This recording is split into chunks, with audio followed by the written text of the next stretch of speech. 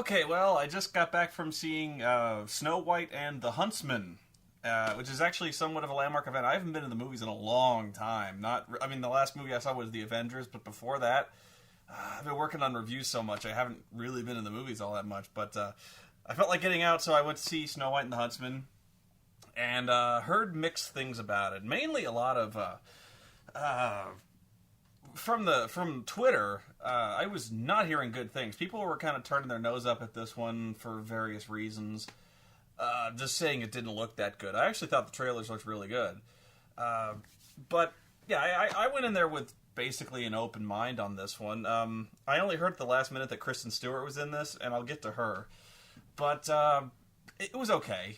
Really, it was just about the definition of an okay movie. Like I had fun watching it. It was fine.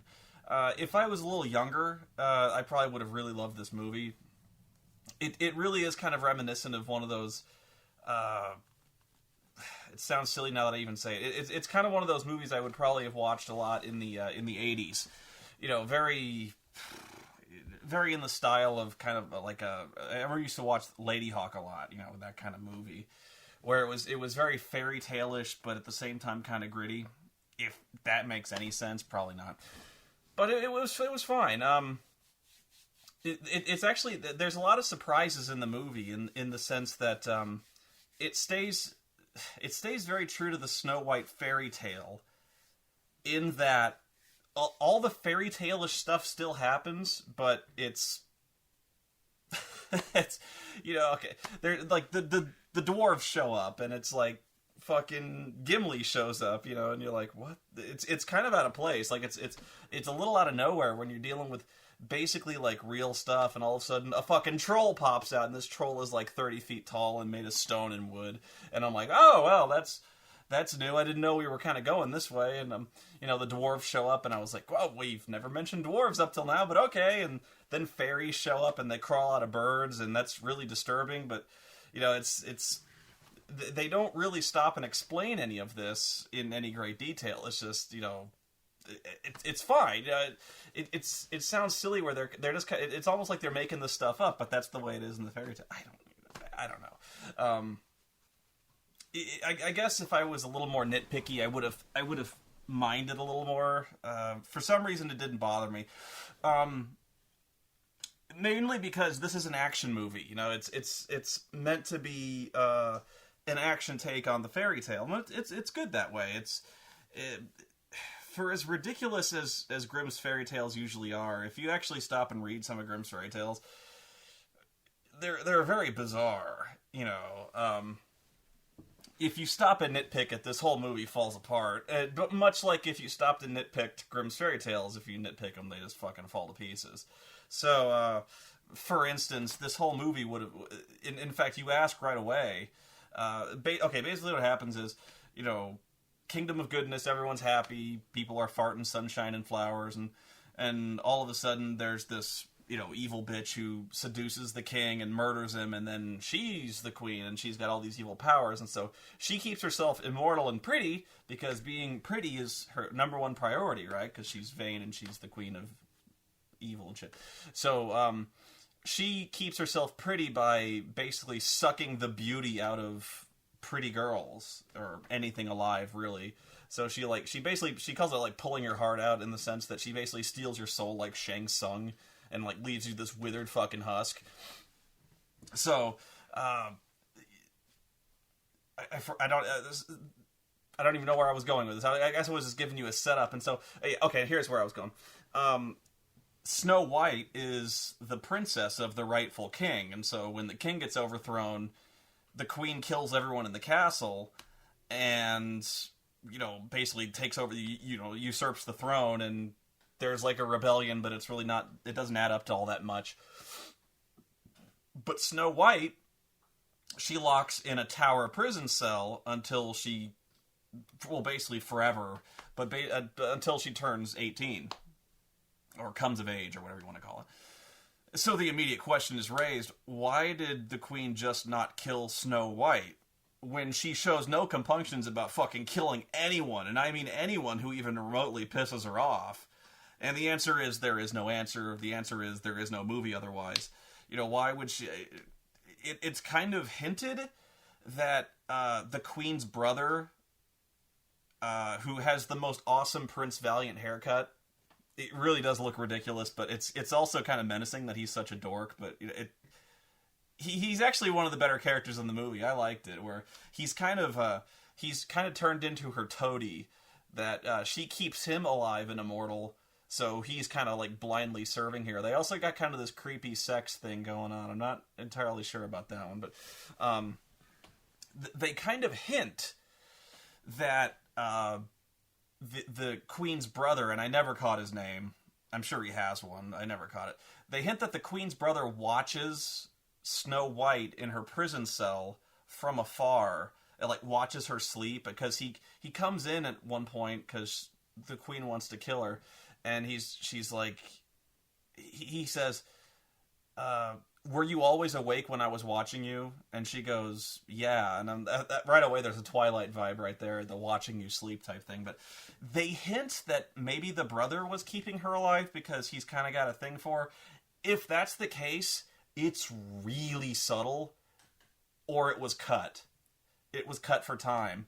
And that's one of the biggest complaints I have about this movie is it feels long. It was okay, but it felt long. It really starts to drag kind of in the middle, where they kind of make one stop too many. There's an entire second scene I probably would have cut, where they reach a village of all these women who there's only women in the village because all the men went off to fight, and all the women are scarred up, and they scarred themselves so the Queen wouldn't have an interest in them and steal them, because like if they don't have any beauty, they can't be harvested, you know what I mean? So they scarred themselves. And it was an interesting concept, but ultimately it adds basically nothing to the story. So if I was taking the scissors to that script, that's probably the scene I would have gone to, is that one. Like I said, it was a really cool concept, and it's actually kind of disturbing on one level that these people are mutilating themselves, but they don't really do anything with it. They just kind of mention it, and then the village gets slaughtered, and then they leave. So, I don't know. But yeah, you asked the question, like, why does she not kill Snow White? And there is no good answer. Maybe, in fact, I'm writing a better script than they did by hinting that the brother kind of kept Snow White alive. But if that was there, it got cut. So, that's really the question that's going to bother you this whole movie, is that, you know, or why does the Queen not kill her at any given point in this movie? And it just kind of hand waves the solution away, like, you know, Snow White finally escapes the tower cell and gets out of the castle, I say I wasn't nitpicking too hard, but I was in the back of my mind kind of like ticking off like things I would bring up later, like Snow White basically outruns, you know, an entire castle full of trained athletes, soldiers. She completely outruns and physically dominates them, even though she's been in a prison cell from the age of, like, 10 to 18. I don't know what she was doing. Was she, like, fucking pumping iron in her cell, getting those prison muscles? Or, like, was she working out in the cell like Old Boy, where she was, like, punching a wall and toughing up? I know, you never saw... That'd be cool. That'd be fucking cool if you saw Snow White, like pumping iron in her cell, like toughening up, like, I'm gonna get out of this fucking cell, I'm gonna fuck that queen up, you know. That would have been kind of an interesting take on that movie, where Snow White just kind of becomes like prison badass and then like breaks out of the cell and starts snapping necks. That would have been fucking kick-ass. But that's not what happens. Like, she gets out and she goes to the Dark Forest, which is all evil. And it's mainly evil because there's, like, mushrooms that when you step on them, they release spores and they make you trip out or not or something. So the Queen says, like, I have no power in the Dark Forest, which is weird because if you think there was anywhere in the land that she would have power, it would be the Forest of Evil. Mainly because she created the Dark Forest of Evil because her very presence drains the life out of the kingdom around it. I don't know. So she hires the Huntsman, or Thor, to go get her, and that's kind of the setup there, is the Huntsman runs into Snow White and pretty much immediately decides that working for the evil queen is not the way to go, and the chase is on, where, you know, they're trying to reach a place of safety and amass the rebel army and go back and kill. It's very basic. And that's why it's really not screwed up, and in the sense of fairy tale logic, it works. As long as you don't think about it too hard, much like most fairy tales, it works. So I'm kind of judging it on that level when I say it was okay. If I took my usual magnifying glass to this movie, Jesus Christ. What was good about it? Despite myself, I liked Charlize Theron, and I'll get to her later because I liked her, and also I didn't like her a lot. Thor was very good. Chris Hemsworth, I think his name is.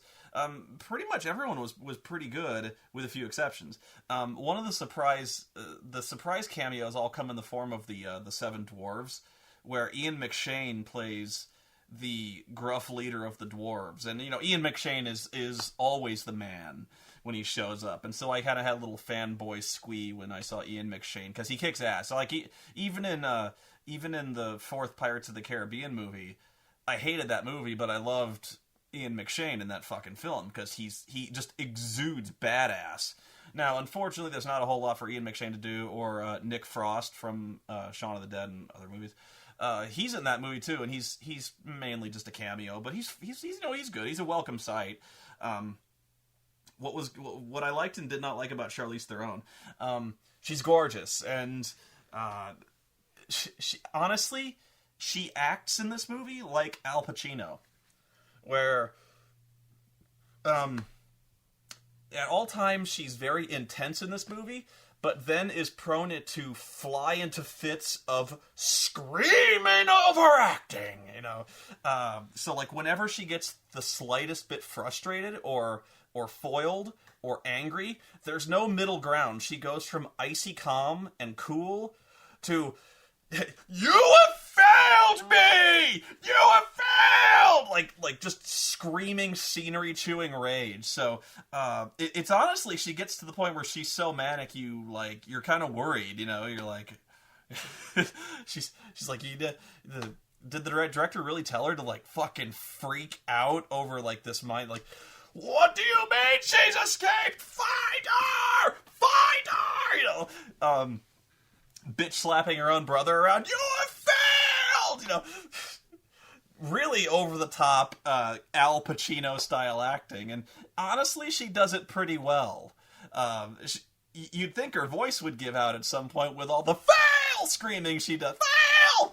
But she does fine, especially since for the character she's trying to portray, who's essentially kind of she's basically 10,000 years old, but she has the maturity of a jilted 16-year-old girl, because that's essentially what she is in this movie. Now, I don't really get her man-hatred from this movie, but I do get her obsession with being pretty. They kind of hint at a flashback in this movie where she gets her evil powers, but you don't really get why she's... I'm not sold on the characterization they give in the flashback, because you get why she'd be mad at a certain king, and you kind of get why she'd be mad at or be so. Actually, you don't even get that. Why she's so obsessed with beauty. You don't really get that. If anything, you'd get that she'd be pissed against on the other, you would think she'd be pissed at. She would actually fight against tyranny, be kind of an anarchist type character instead of becoming the fascist Iron Fist type bitch. Especially since her village gets slaughtered and she gets taken captive. I don't know. I'm sure in the fairy tale it was much the same. I don't know. It's been years since I fucking read that stuff.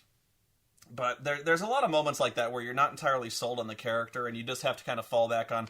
In the fairy tale, she's just kind of generically evil, and in the fairy tale, her servants are just kind of generically evil, and okay.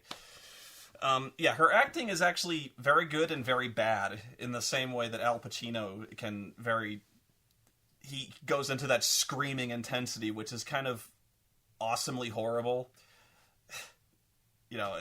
It's that kind of thing where it can be good, but too much is very distracting to the point where you can almost tell some of the characters are struggling to keep up with her, because the Queen's brother, and I don't know who played him, the Queen's brother tries to kind of match those fits where, like, Snow White's running through the dark forest and he's chasing her, and he kind of turns around and you can tell he's trying to Charlize it up, where he's like, "Find her! Find her! Bring her to me! Fail!" But those two are kind of on their own, kind of doing their own overacting type thing, and everyone else actually is very grounded. Thor plays. Thor is actually, he plays it very intense and sorrowful, and if anything, he's probably the best actor in this movie. I really liked his character, especially since he's the only character we spend any significant amount of time with developing his backstory. With his dead wife, and the reason he agrees to serve the Queen because she promises to bring his wife back, which is very Conan the Destroyer, but I've seen too many movies. Where it really falls apart is Snow White. And I'll just, it's going to make me sound like a pig, and there's always a moment where I sound like a fucking pig every time I bring this up. And I've probably mentioned it about Kristen Stewart for a long time, but, okay, I'll bring up the point that doesn't make me sound like a pig. She's not she really can't act. She can't. She's really not very good. She's not good, at all. And I'm not saying that like I'm riding the Twilight hate bandwagon, and I'm not saying that because, I want to hate her. I don't. I really don't. Hell, I even kind of liked her in Adventureland, but that's because the character she was portraying was that kind of average, mumbly kind of girl, where you suspect she might have actually been on a significant amount of reefer. She kind of gives that very mumbly performance, and she does that the entire movie, and it's very boring and very dry and really not believable. She's just, at no point do you really believe any emotion or any expression or any situation that she's been thrust into, because she can't act. She just can't. Like, you don't believe at any time she really believes what... That's the essence of acting, is making us believe that what... God damn it. She's terrible. It hurts me to say that because I don't want to hate her. I don't. But this is the part that makes me sound like a pig. And I'm just going to say it. There's the scenes, the very iconic scenes where the evil queen steps in front of her magic mirror and she says, "Who is the fairest one of all?" And the mirror says, "Why, you, my queen." And she's like, "Yes." And then, eventually Snow White grows up. She goes, "Who's the fairest one of all, magic mirror?" And the mirror goes, "Yeah, there's a girl who came of age and she's fairer than you now." And the queen goes, "What the fuck, who?" And the mirror goes, "It's Snow White. She's fairer than you." Okay. Cut. We're talking about Kristen Stewart here against Charlize Theron. Kristen Stewart is not hotter than Charlize Theron. Okay? I know. Pig. Me. Right here. I'm owning up to it. I apologize. But she's not. At all. Okay? Like, Kristen Stewart is like... She's an average chick you'd see at the mall. In fact, she's like a little below average. And I know... I know what if you're yelling at the screen right now, is it like you've done any better? I know, okay, but she's not hotter than Charlize Theron, okay? Especially with all the fucking shots you see, and you don't really Charlize gets nude like 3 times in this movie, and you don't see anything. It's all very backside type nudity where she for some reason she gets in a bathtub full of milk, which I'm not sure how to feel about that. Especially since people are outside drinking it. But trust me, she's way hotter. I'm seriously, I was kind of hoping the mirror would come down and be like, "Yeah, Snow White came of age, but you're still fucking hot." And what's even goofier is here's another kind of a plot holy type thing where the mirror tells her that Snow White is hotter, and she turns to her brother and says, "Bring her to me." So basically, the mirror says, if you take her heart, you take her beauty, you'll never have to do it again. You'll be pretty forever. And she's like, yes. So she tells her brother, go get him, and Kristen basically overpowers the guy by stabbing him with a nail. Gets out. My issue, like, okay, if you're nitpicking, if this was like, if the magic mirror said like, this is the one thing you need to be immortal and pretty and all powerful forever, all you need to do is bring this girl here and like take her heart out, you'd think you'd send more than one guy. You know, I don't care if he is your superpowered brother. Send more guys. Like, if there was one other guy who came with him, she'd have stabbed that guy with a nail, the other guy would have bashed her over the head with a fucking mace, dragged her in the room, hearts out, movie's over. So, you know, this, again, you gotta fall back on the fairy tale logic, and I'm like, ugh. But yeah, Kristen Stewart can act, and I'm sorry, I mean, I know, she's really not that hot. She's just, same complaint with Twilight, where, like, you know, the book keeps telling us, I haven't read the books, but I've seen enough excerpts from the... Shut up. I've seen enough excerpts from the books that tell us how hot Bella's supposed to be. Like, she's really the most desirable woman around. Like, you know, Jacob and Edward have never seen a woman quite like this. She's breathtaking to behold. You know, of all the women that Edward has seen over thousands of years of existence, Bella's the one. She's really not. You know, it's... I'm sorry, I've seen better. In fact, in this movie, there's way better. You know, hell, even some of the scarred chicks in the village that Kristen Stewart goes to in the movie, the scarred chicks are hotter. I'm sorry, you know, but you've gotta, you know, on a shallow, piggish level, if you're casting this movie and you have to have a woman who is the fairest of them all, you gotta get a slammin' hot chick. You know, like, and Kristen Stewart's not it. I'm sorry. You know, I keep saying I'm sorry, but I am. I don't like falling into the shallow, stereotypical judgments of beauty and all that, but come on! That said, the action is very good. I really liked the dwarves. Thor is really good. The Duke's son William is actually very good. So, you know, the choreography is all there because you've got, you know, Hemsworth is a very capable action star. It's shot pretty well. It's a little bit shaky cam, but it's okay.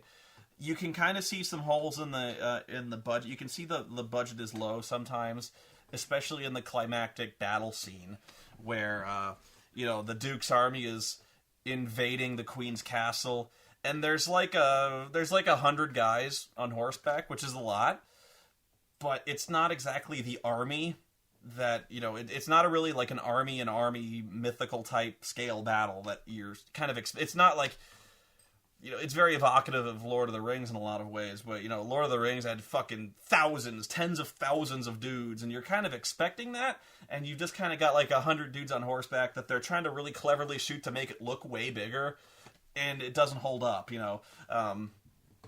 But there's little moments like that that kind of take you out of it, which is why I say if I was younger, I wouldn't really have noticed, and I wouldn't really have cared. So if I was like, you know, in my teens, which I really think this movie is geared towards, is kind of teenagers, or and I hate to say young kids because Charlize Theron gets nude, you don't see anything again, but she gets, you know, there's kind of a weird vibe going on there. But this is the kind of movie like I grew up with, and you know, from the ages of like 7 to 13, I used to watch a lot of these movies like Krull and Lady Hawk and Hawk the Slayer and you know, Dragon Slayer and stuff like that. You know, movies that a kid could watch them and not be horrible. You know, there's all sorts of like death and murder, but back then that was kind of a PG rating. You know, if you ever saw Raiders of the Lost Ark, that movie's rated PG. So it's that kind of like what used to be PG violence in this movie. So as a kid, I never had a problem with that. It was fine. As an adult, you know, because of my own psychological sickness, I will nitpick the shit out of this, and I just have. But it's fine. You know, it's a decent movie, and I don't regret seeing it. Now, would I have rather have seen the Avengers? You know, in hindsight, yeah. Ironically enough, Thor is in both of them. But yeah, it was fine. I'm not really sure what else to say about it. The previews were actually probably the best part, in the sense that I'm really excited. There were two trailers that were especially noteworthy. The first being The Bourne Legacy, which actually looks really, really good. And they've kind of answered some of the questions I had, like, why do you keep doing this Treadstone thing? Why do you keep making these Bourne guys? You keep turning against you. They actually, the trailer answers that. So, really fired up to see Bourne Legacy. And another one called Lawless, which has Guy Pearce and Shia LaBeouf and... Oh, fuck. I can't remember his name. Commissioner Gordon. I'm going to kick myself when I remember. But yeah, it's kind of like cops versus moonshiners, rum runners type guys during Prohibition. It looks really good. That's about all I can say about it. I'm actually very excited about it. There's a Steve Carell movie about the end of the world, which has actually got Keira Knightley in it, and it's like if you crossed Deep Impact with I don't want to say 40-Year-Old Virgin. Like a road romance movie where like it's Deep Impact, but instead of following the meteor impact, the world is ending, but everyone is taking this chance. Like everyone, like they go like there's 2 weeks to live, so everyone's just kind of throwing their hands up and going fuck it. So everyone's partying, everyone's doing stupid, crazy shit, and Steve Carell wants to find the girl who got away. You know, the one girl who got away, and so they're going on a road trip. Him and Keira Knightley go on this road trip, and you're kind of experiencing all this at this very apocalyptic shit, but at the same time there's kind of a comedy going on. Very strange vibe coming from that one, but could be really good. Anyway, I'm not sure if I gave this one exactly a ringing endorsement for all the nitpicking I did for it. Really, it comes down to how much Kristen Stewart annoys you. And actually, in my case, it's quite a lot. But I still enjoyed this movie because I got to see Charlize Theron overact like a fucking maniac, which again may annoy you greatly. But if you want to see Chris Hemsworth kick ass, it's fine. You know, if I was giving a popcorn box or star rating, it's a solid 3 of 5. You know, it's pretty much my definition of an okay movie. Not superb, not horrible. If honestly, I would wait for a rental. It's that kind of movie. So, hope you enjoyed. That's all I got. See you next time.